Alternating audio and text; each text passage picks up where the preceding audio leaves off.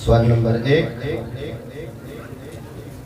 पारा 29 सूरह नूह आयत नंबर 21। أعوذ بالله من الشيطان الرجيم قال نوح رب إنهم عصوني واتبعوا من لم يزده ماله وولده إلا خسارا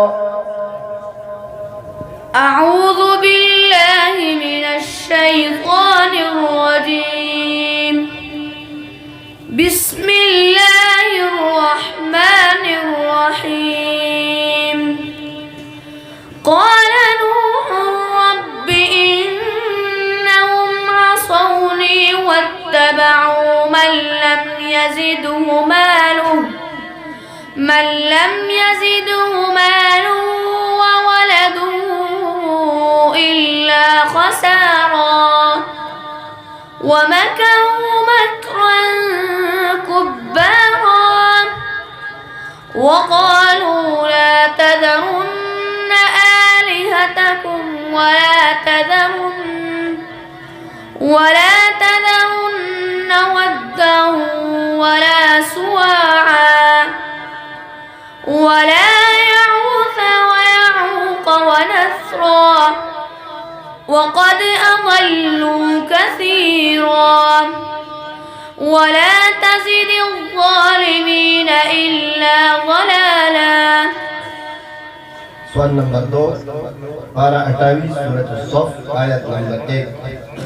بسم الله الرحمن الرحيم سبح لله ما في السماوات وما في الأرض وهو العزيز الحكيم. أعوذ بالله من الشيطان الرجيم بسم الله الرحمن الرحيم سبح لله ما في السماوات وما في الأرض وهو العزيز الحكيم.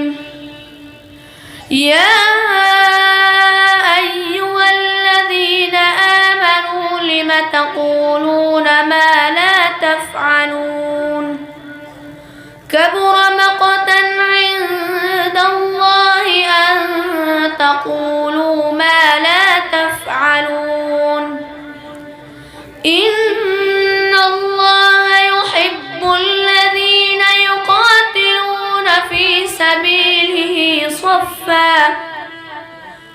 سبيله صفا كأنهم بنيان مرصوص.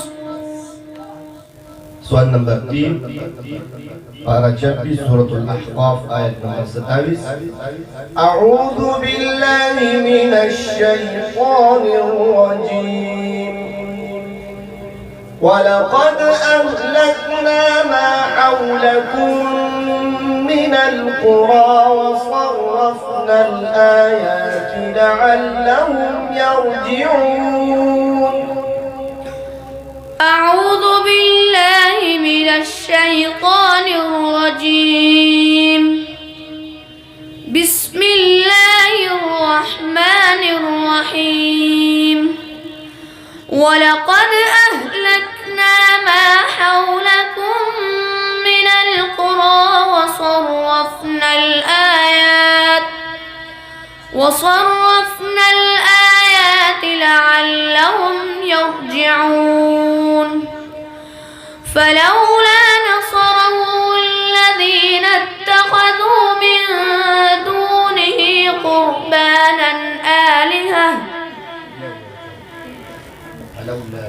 فلولا نصرهم الذين اتخذوا من دون الله قربانا آلهة بل ضلوا عنهم وذلك إفكهم وما كانوا يفترون. يحذرون وإذ صرفنا إليك نفرا من الجن يستمعون القرآن فلما حضروه قالوا أنصتوا فلما قضي ولوا إلى قومهم